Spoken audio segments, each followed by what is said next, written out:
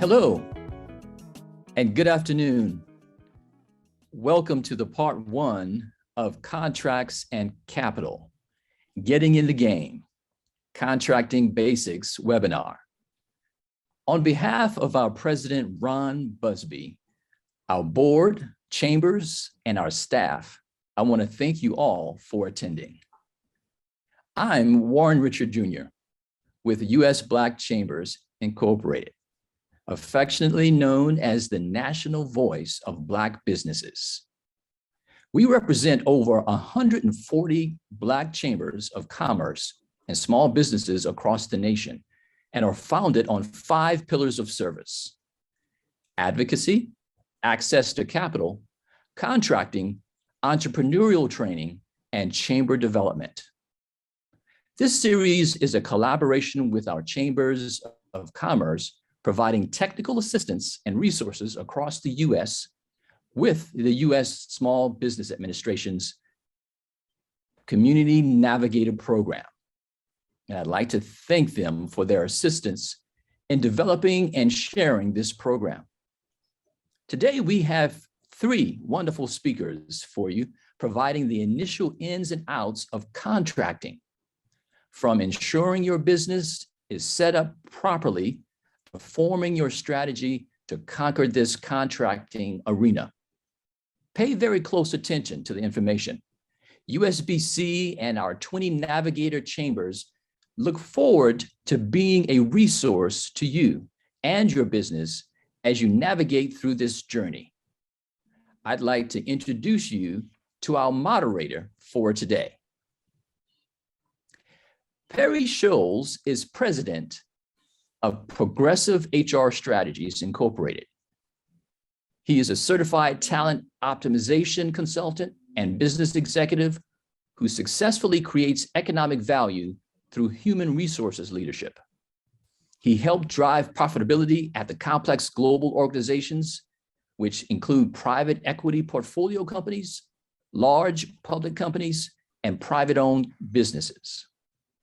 He is also board chair with the New Orleans Regional Black Chamber of Commerce. Perry received an executive MBA from the University of South Florida and a BS in marketing from Tampa College. He is a certified HR professional, SPHR and SCP, Myers-Briggs practitioner, DISC, and certified talent optimization consultant. Perry? Thank you, Warren. Welcome everyone again to the first part of Contracts and Capital, Getting into the Game, Contracting Basics. Again, I'm your moderator, Perry Sholes, CEO of Progressive HR Strategies and the chair of the board of the Regional Black Chamber of Commerce. In series number 1, our goal is to empower entrepreneurs, business owners with information about the foundational aspects for bidding on contracts. We'll be addressing the benefits of contracting, unknowns of contracting, and contracting preliminaries. Today, I'm joined in this fireside chat with industry specialist Valerie Coleman, who began her career with the SBA 49 years ago and is the program manager, prime contracts and COC programs out of the SBA headquarters office government contracting in Washington, D.C. She's been in this position since July of 2016. And prior to that, she was a PCR stationed at Johnson Space Center in Houston, Texas. She's former contracting officer with over 900 hours of education in government contracting field and holds a level 3 FAC-C certification. She has received numerous awards for her work with small businesses, including those from the White House Conference of Small Businesses by President Clinton and many others. She recently received the NASA Small Business Advocate Award, which has only been given out 5 times in the past 20 years. So thank you, Valerie, for being here with us today. We also will hear from Kathey K. Porter of Porter Brown Associates, LLC. It's a certified professional supplier diversity company. She is a small business expert with experience spanning nearly 2 decades in marketing, small business development, supplier diversity, and entrepreneurship. She draws on her years of experience coming with corporations, higher education institutions, and federal government, successfully supporting clients seeking services. In her capacity as the Supplier Diversity Director of local municipalities and higher education institution, and as a consultant for federal contracts agencies, she has successfully assisted many small businesses to receive millions in contract opportunities. So again, thank you, Kathey, also for being here today. So let's jump right in. So first, Valerie, I'm going to jump to you. You have such a diverse background in government contracting space. And so I want to talk about the effort to inspire small business, Black small businesses in this community with advancing and growing their business. So you and I share passion in this contracting and providing opportunities for small business owners to get to that next level, given my work in the chamber. So can you tell us a little bit more about your government background and how that has influenced you as an industry specialist and leader today? Well, thank you very much. And thank you very much to the Black Chamber for asking me to participate today. Let me just give you a little bit of quick background on, it kind of merges the SBA thing with the contracting thing. When I was very young, my parents owned 2 Arthur Murray dance studios. So they were small business owners when I was at a very young age. And then throughout my time growing up, there were things that happened. I grew up with my grandparents because my dad was in the military in the South, and saw some things that I probably shouldn't have ever seen when I was younger, and decided that I needed to do something that would help businesses in general. And so SBA was my avenue. So I became an SBA employee in 1973. All of my career with SBA has been in government contracting.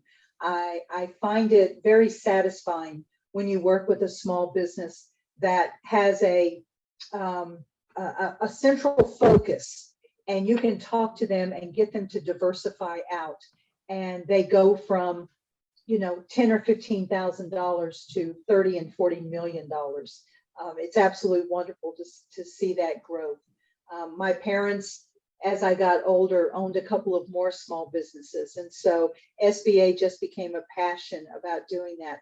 The government contracting field, you know, there's just so much involved in that, and to see the growth of small businesses and to see what they've accomplished.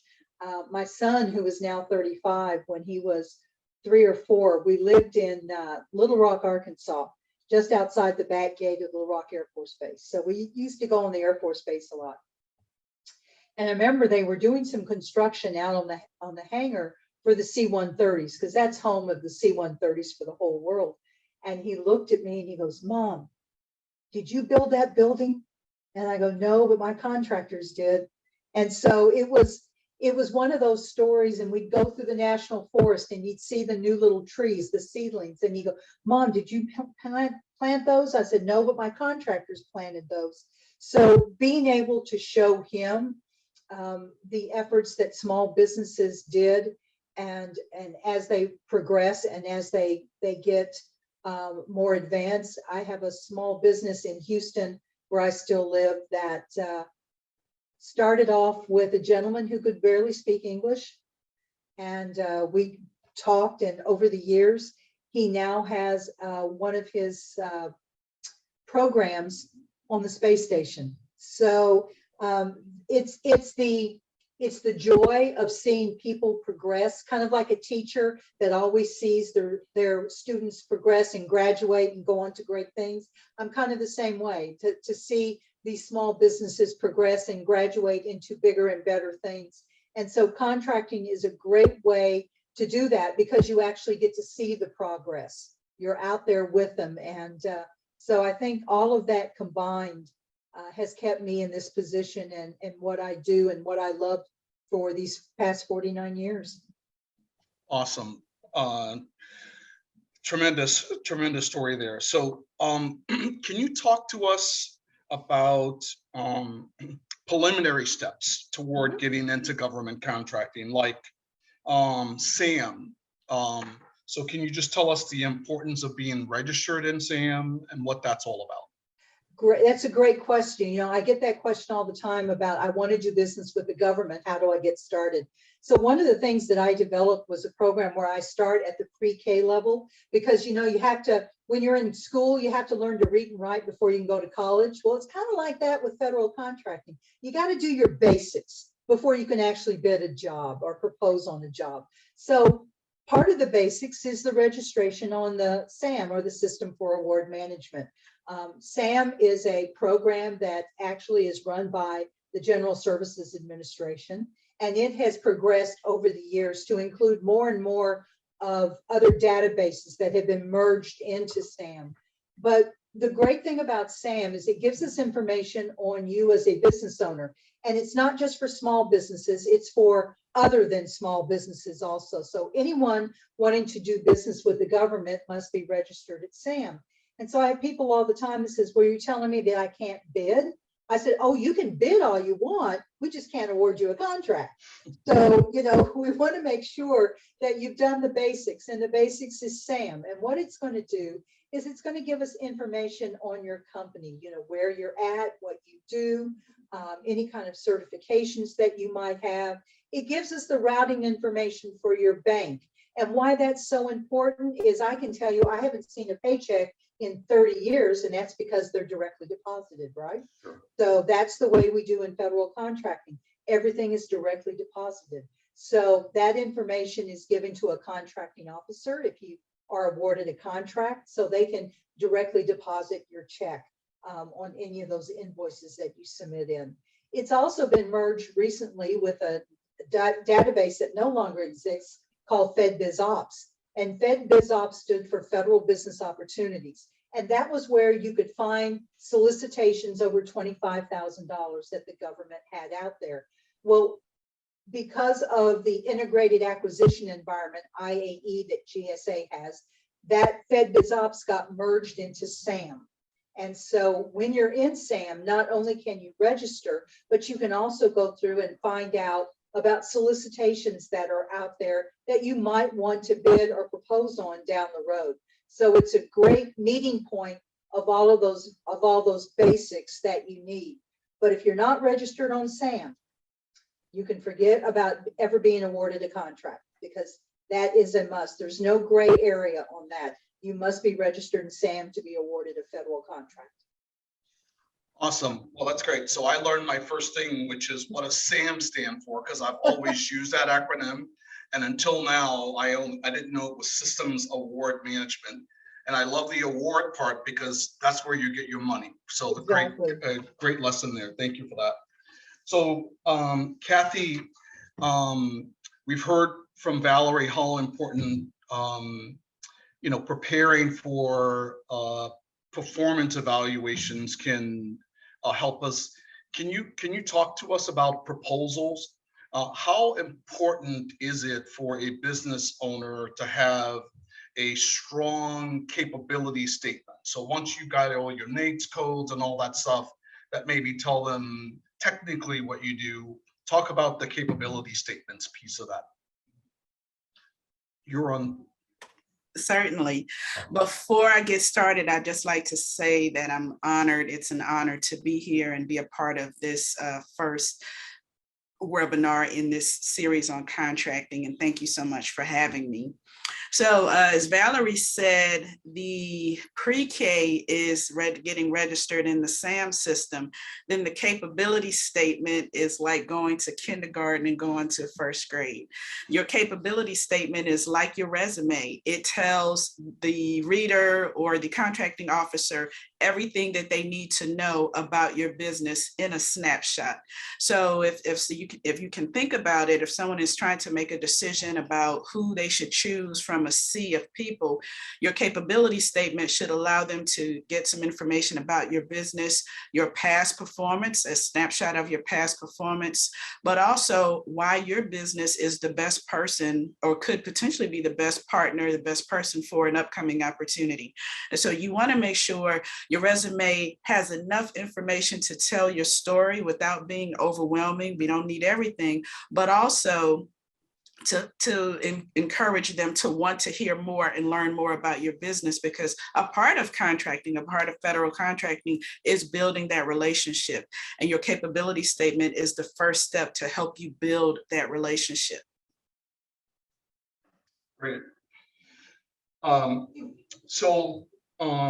In that capability statements, there's things like DUNS numbers. There are NAICS certain codes. things. Yeah. Yes, there are certain things that you want to make sure you have in your capability statement. So your company name, of course, the name that you go by, maybe not necessarily a DBA name, but the name that your company goes by. Your contact information, how people can get in touch with you, your correct email, your correct telephone number, your website address, all of those basic things. And I say that and we think, oh, those things are a given, but sometimes it's just like business cards. People don't always have the best contact information on there, or it's out of date. You want to make sure that it's correct and it's up to date. You want to have your core capabilities. What are the top 3 or 4 things that your company focuses on? These are the things that your company does. These are the services that you provide. You don't have to have a list of 20 things. You want to narrow it down so that you're focusing on those things that your company does and you all do very well. You want to show a little bit of your past performance, maybe a few government customers that you've had, some commercial customers that you've had. And again, it doesn't have to be an exhaustive list, but you certainly want to put your best foot forward and show the depth and breadth of who you've worked with and the things that you've done. You want to have your DUNS number, your cage code, all of the DUNS number. This is your business identifier, but your cage code, this is a number that you'll get once you get registered in the SAM system. So these are things that helps to the government further to a unique identifier to further understand who you are and that you're registered in the system. You want to have your NAICS codes. You can select as many NAICS codes as you want, but it's best practice to really narrow down on what your company does best. And so I know it's tempting to select every NAICS code. That's almost every NAICS code that's out there, because you don't want to miss out on an opportunity. But that really hurts a lot of businesses, because it tells that you're not a specialist in anything. And so you want to narrow down those NAICS codes and what you do. And then you could also include some the PSC codes, and these are codes that are generated by the GSA. So if you're looking to do business with the GSA or get on a GSA schedule, they might use different codes other than NAICS codes.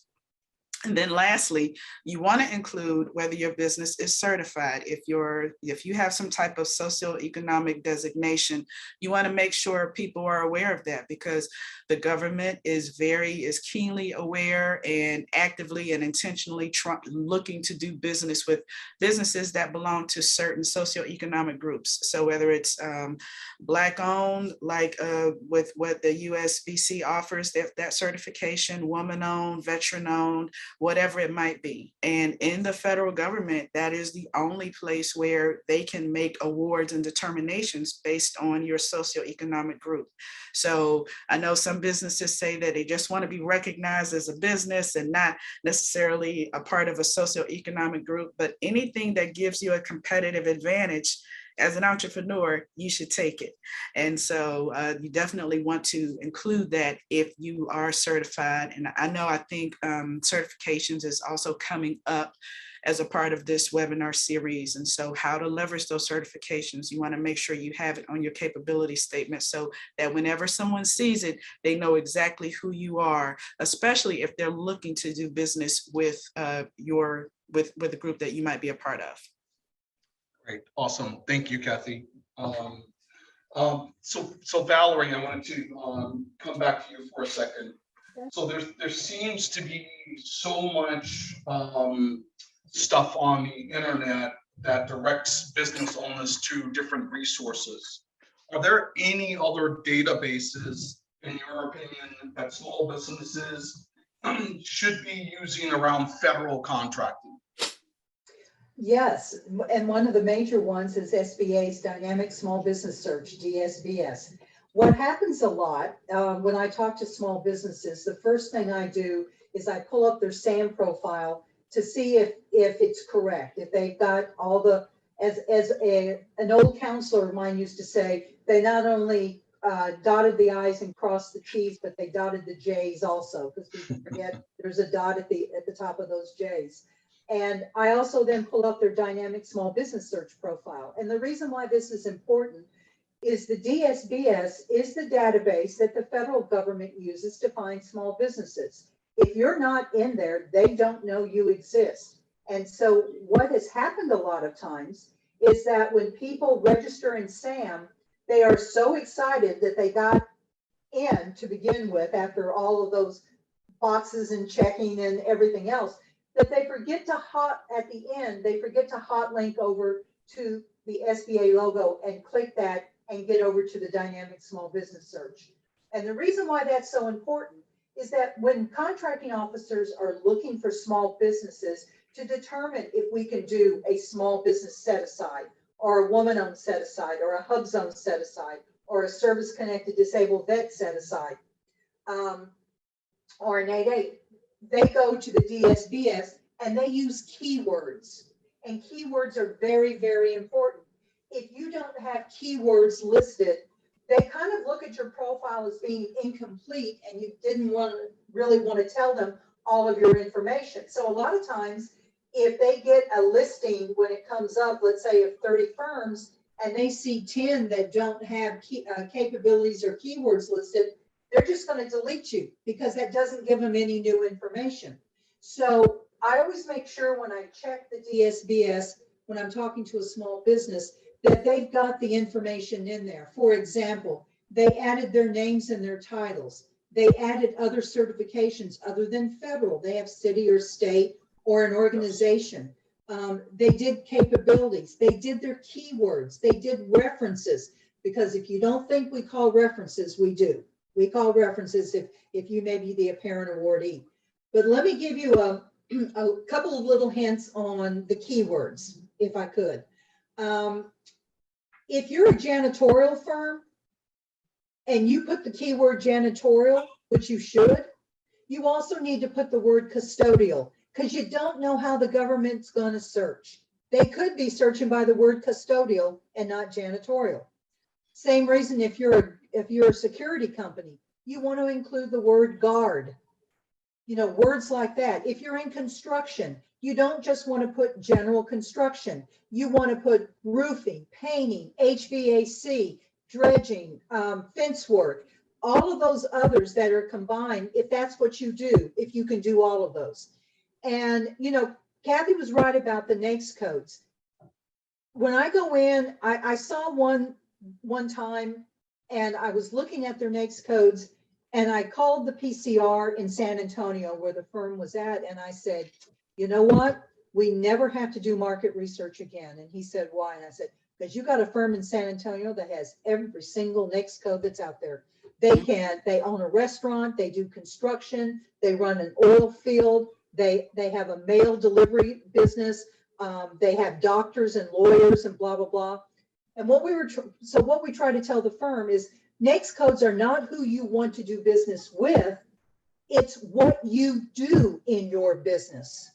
So if, for example, if you're a staffing company You don't put you're an office of physicians, because you're not a physician's office. You're a staffing company that works with physicians. So those are keywords that you put in your, in your profile. So it's some of those things that when they call SBA, that we look to help them so that they have the very best profile that they can have.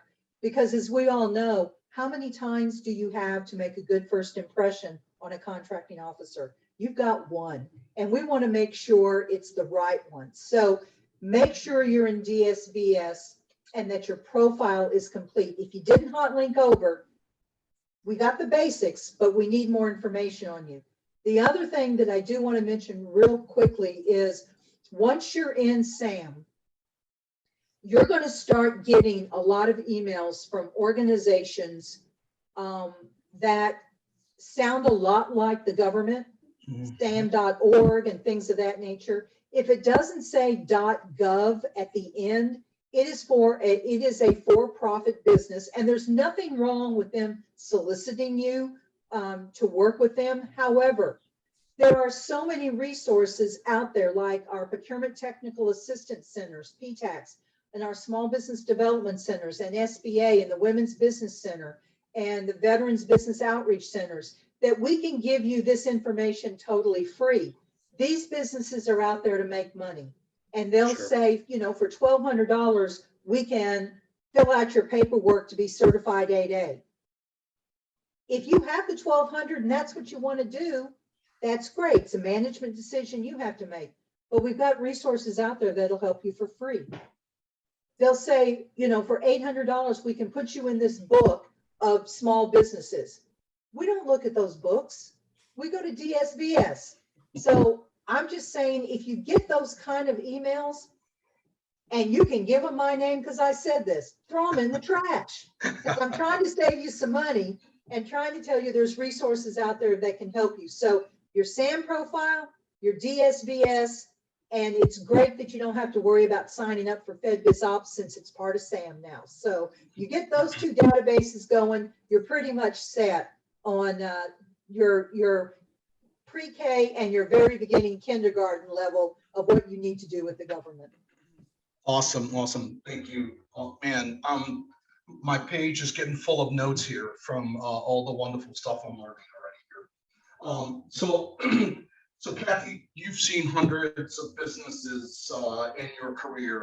So can you just talk about this sort of in identifying a successful business? What's the one key thing for me? It's kind of like EIN numbers. Can you just talk about the importance of making sure that you have those kinds of things attached to your business and as a part of your identity?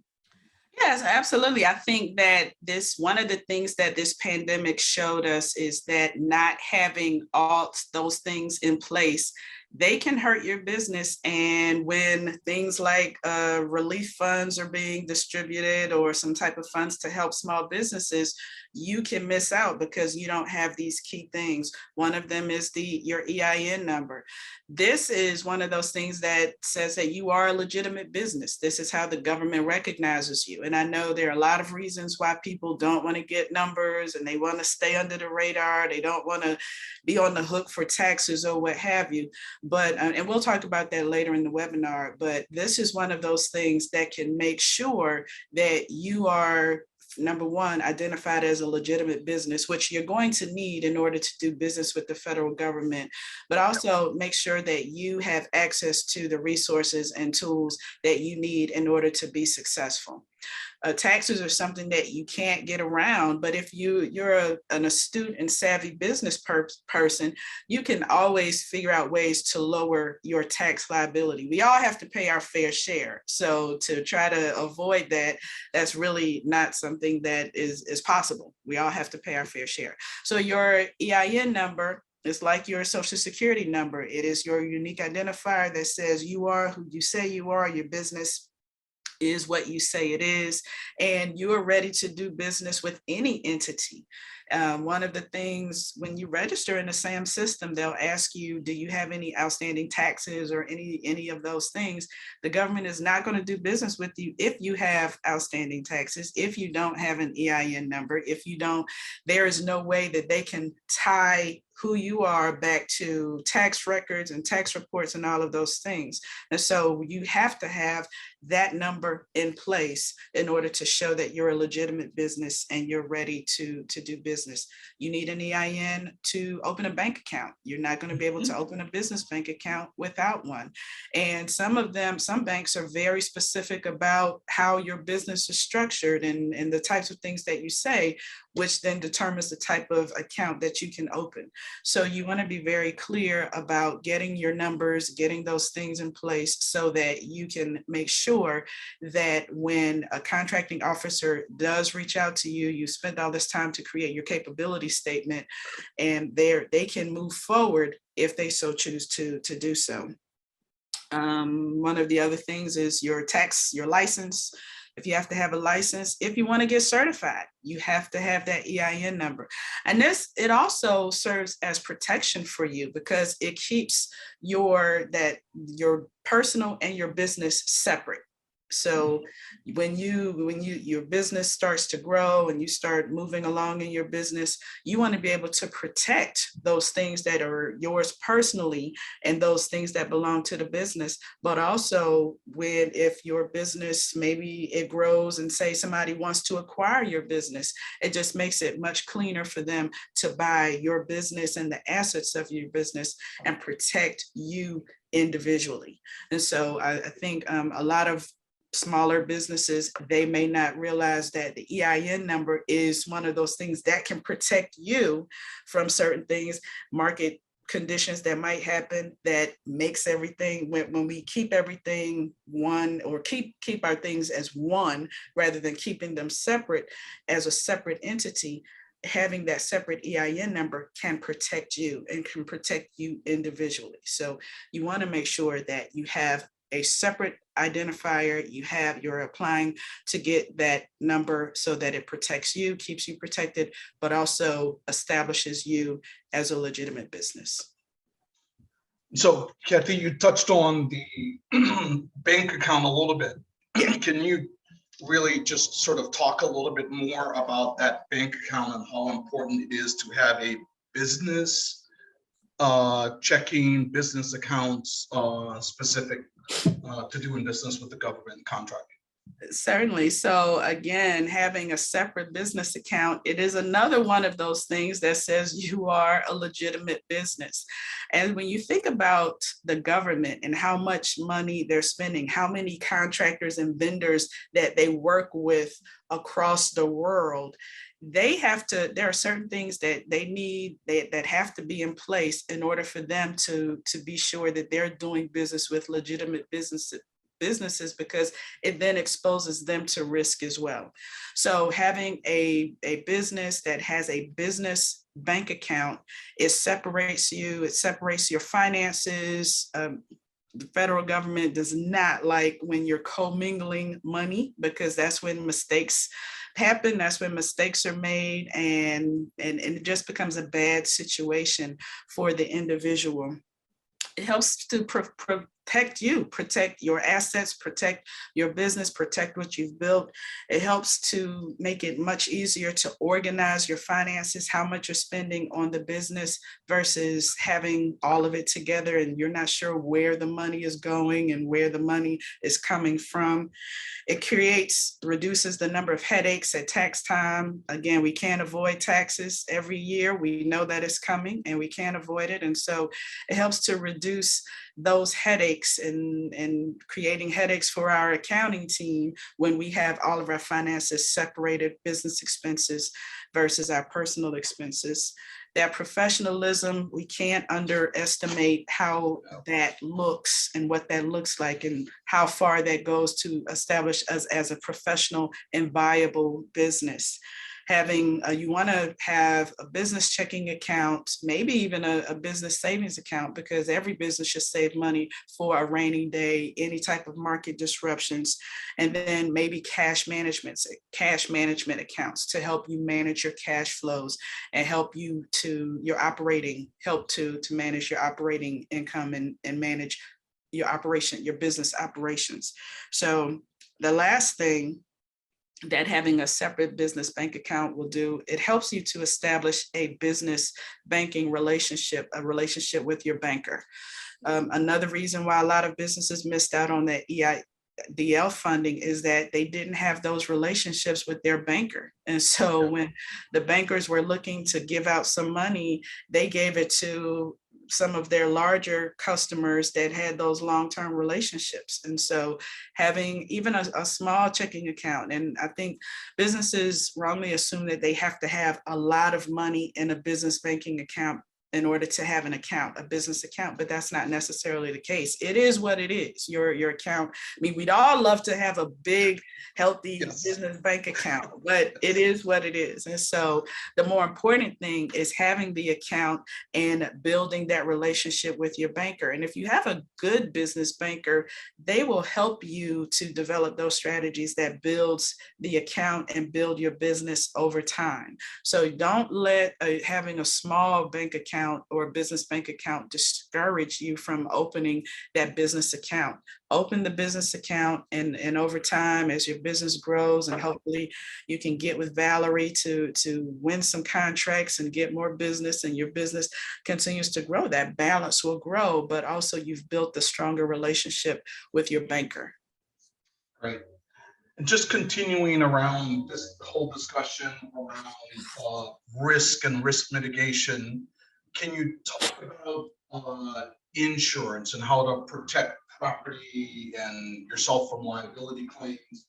What do you think businesses should be doing around insurance, and the discussion about the argument for insurance, or getting it, if you will? Well, it's just like in your personal life. If you don't need insurance until you need it, until something happens. And in business, something always happens, something always comes up. And so you want to be able to mitigate as much risk as possible. Keep it having to have you personally liable for it, versus if it's something that's happened in the business, because all it takes is one thing to wipe you out completely. So, I mean, you're looking at risk mitigation, you're looking at protecting your employees if you have employees, or maybe even contractors that might be doing work for your company. Avoiding those business interruptions, which we've just seen during the pandemic. A lot of businesses were able to rely on their insurance to keep them afloat. You might want you might be looking at property loss with weather, depending on where you are. I'm in Florida, and so every summer we know that hurricane season is upon us, and you never know what you might get at any given time. And all it takes is one disaster to wipe you out completely. It could be fire, it could be anything. So that insurance is there to protect you so that you can get up and running, hopefully without too much loss and too much downtime. But also, as a part of the contracting process, many government agencies, even if you're not directly working with a government agency, you're working as a subcontractor, they're going to require that you have insurance. They're going to require that, and they might require that you have a minimal amount of insurance, which that could be $1 million or higher, just in case something happens. So as a part of doing business, they want to see that if something happens, their interests are protected, which then protects your interest.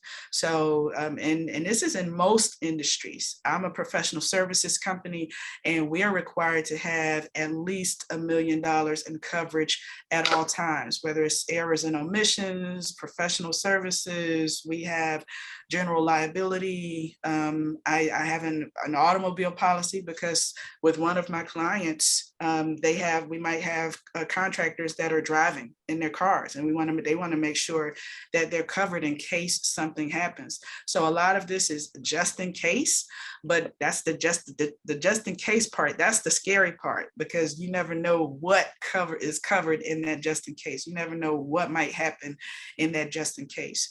And having that insurance helps to ensure that you don't lose everything, you don't lose your business, you don't lose your livelihood, and that your business is able to continue on if something does happen. Yeah, and you'll get the insurance. It's another way of separating your business from your personal assets, and putting a wall there. Because if something happens, they can take everything from you personally, and you can potentially be wiped out. But having that insurance in place, like you said, it protects your personal assets from your business assets. Yeah, and then the other part I wanted to just ask you about, again, counsel the ton of businesses, is just about managing finances and having a clear sense of your business and its profitability and cash flow and those kinds of things. So can you really just talk about finance of the business and understanding the health, if you will, of your business? Yeah, I think finances, that's one of those words that brings people to tears. Their legs start to buckle because nobody wants to talk about finances, yet it's the most important piece of your business, because you have to understand your finances. This is the central nervous system of your business, your cash flows, what's going in, what's coming in, what's going out, and this determines everything about your business. We make all of our decisions based on our finances, and so it's really I'm one of those. I'm not a financial person. I can understand my statements and I know what I'm looking at, but looking at finances is not one of the most fun things that I do.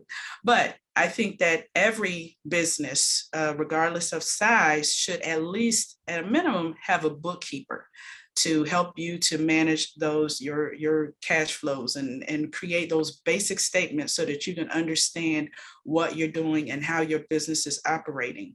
If you're maybe a little more savvy or have a little bit more experience, then you may want to upgrade to a CPA, but you certainly want to have a bookkeeper or some type of bookkeeping system.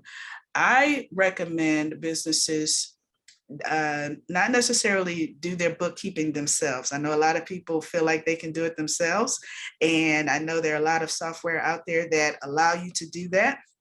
But as an entrepreneur, it is not necessarily required that you do every single thing in your business in order for you to be successful. You want to be able to focus on the business rather than working in the business, and having the type of support from experts that's what they do. That's probably going to be one of the biggest keys for businesses, is getting the right support for those functions that you're not necessarily key on. So I think that having that support, having a bookkeeper support to understand those financials, help to create those statements, help you understand those key ratios, because this is what's going to, again, help you be able to make decisions about whether you can invest more, whether you can hire more, whether you need to rein in your spending and let people go. This is all of the things that you need to make decisions.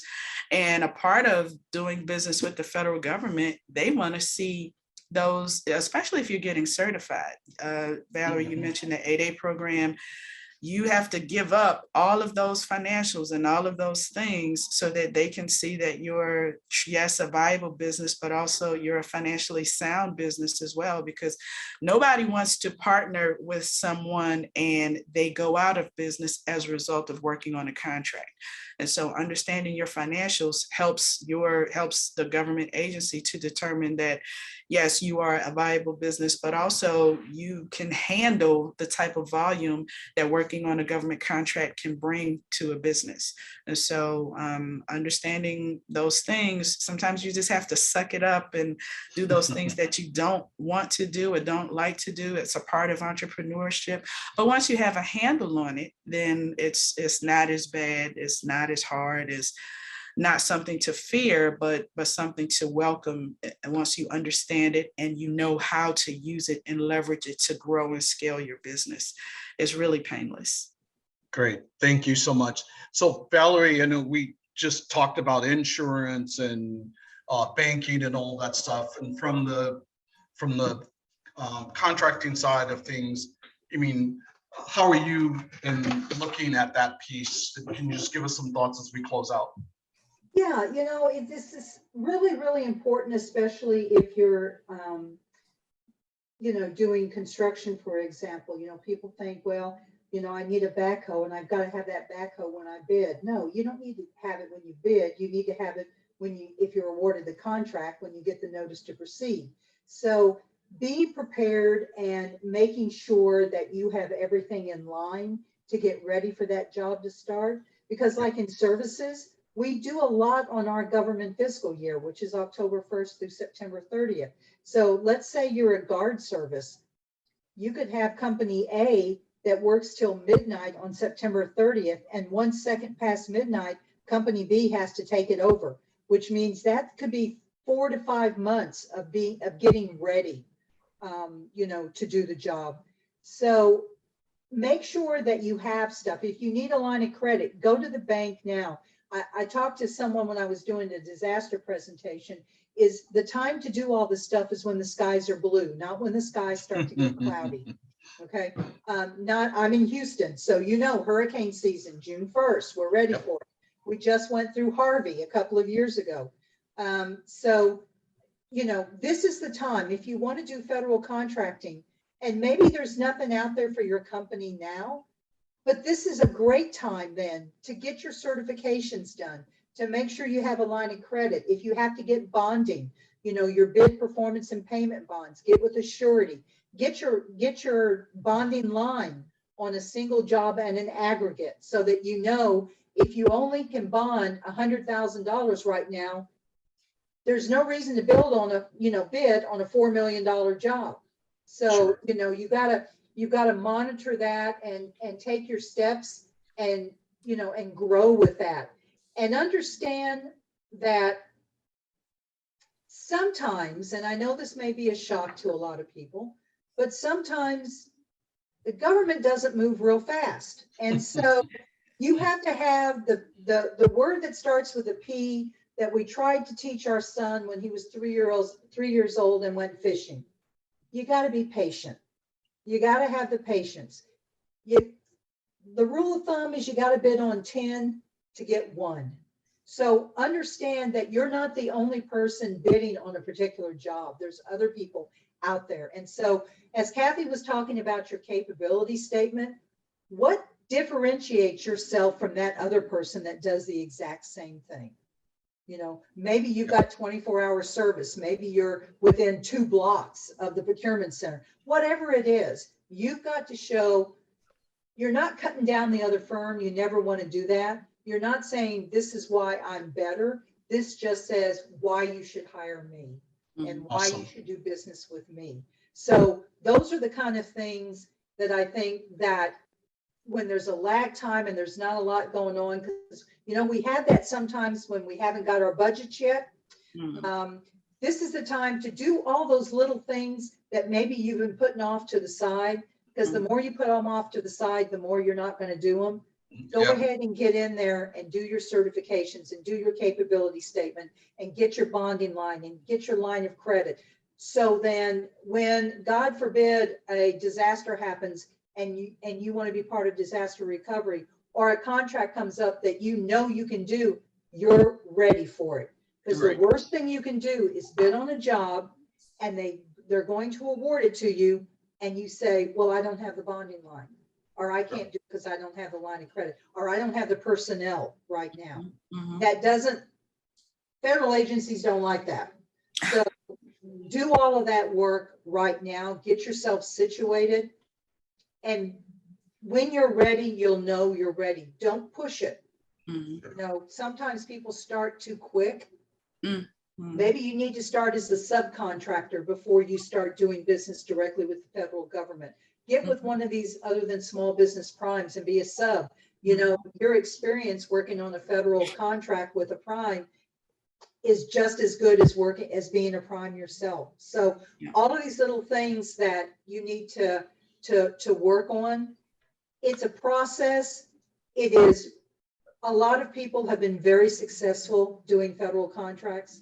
There's been a lot of people that haven't. So be one of those in the we're going to be successful category and do Awesome. this work. And I'm gonna add, Valerie, I know Valerie said the government can be very slow, but when they say, okay, let's go, that's I it. mean, let's go. Yeah, exactly.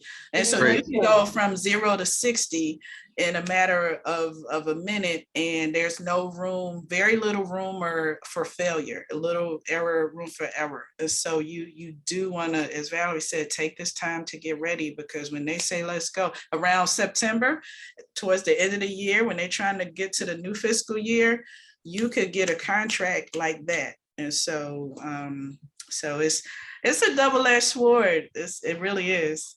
Yeah, like Great. you said, It's- do it during the blue skies, not when it's starting to get cloudy. Because when it starts to get cloudy, you're probably too late. Great. So Valerie, Kathey, thank you so much. We've had just a ton of information. I've got a page full of notes over here. Just listening to the two of you talk about you know, what you've done. So I want to just talk about some takeaways from today. So EIN, so you know, to be considered a valid business, whether you're new or restructuring, obtaining an employee identifier number is essential. It's a necessary step in establishing your business and will ultimately help you in keeping your regulatory, legal, and financial manners in order. Registering on SAM gives your business the added edge capability to bid on contracts, enable prime contractors to locate you for services, and gets you into the federal contracting arena. You use this as a government site to analyze opportunities, previously awarded contracts, so you can study and look at other submissions, which can benefit you in preparing your own proposals. And the other tip that we learned from Valerie is the DSBS. Make sure you port over to include your connection there. Quality capability statements we talked about makes it easier for the decision maker to understand you and what it is unique about your business. Your history tells how you can solve specific needs of their company, increasing the chances that they will recognize you as a talented player in the game.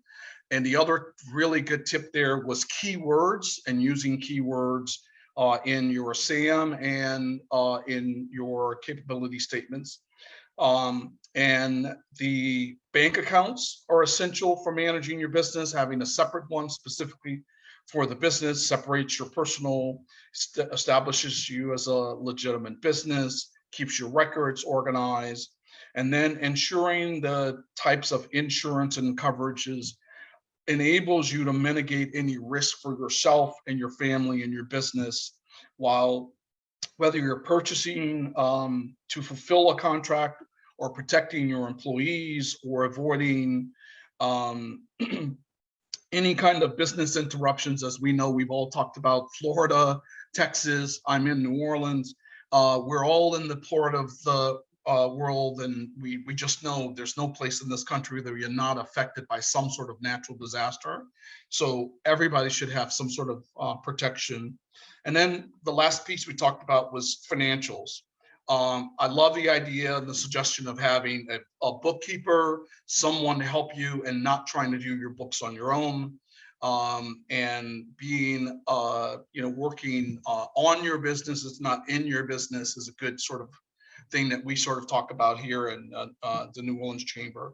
And so successfully deploy good financial systems, guidance to help update you on what's going on in your business and understanding the profitability. And so, again, tremendous session, again, Valerie and Kathey, you made my job as a moderator really easy. And so I am going to turn things back over to Warren for him to go ahead and wrap us up. So thank you very much for being here, and we hope everybody learned quite a bit. Thank you, Perry. And thank you all for attending part one of our Contracts and Capital series. We hope to see you at the other sessions featuring an outstanding group of speakers for June 21st for part two, Making Your Offer Count, and July 26th for certifications. The door to the bag. That sounds very interesting to me. These sessions are possible through our work with SBA Community Navigator Program, funded in part through a grant with the U.S. Small Business Administration.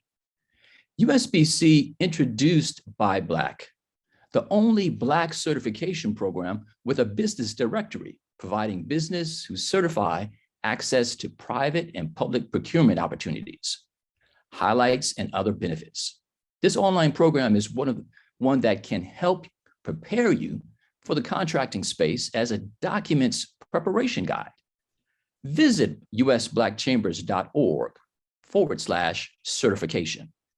On behalf of our president, Ron Busby, our board, our chambers, and our staff, I want to thank our speakers, Perry Sholes, board chair, New Orleans Regional Black Chamber, Valerie Coleman, program manager, Office of Government Contracting with SBA, and Kathey K. Porter of Porter Brown Associates, LLC, certified professional in supplier diversity, for sharing their expertise on contracting and business development with us.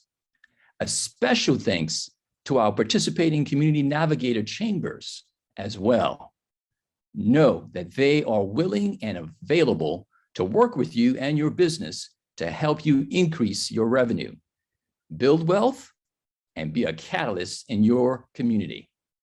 For more events like this and a host of other topics, join us by regularly visiting usblackchambers.org, register for upcoming events at usblackchambers.org/webinars, follow us on social media at usblackchambers.org, email us at programs@usblackchambers.org, and finally, certify your business at usblackchambers.org/certification. Thank you very much.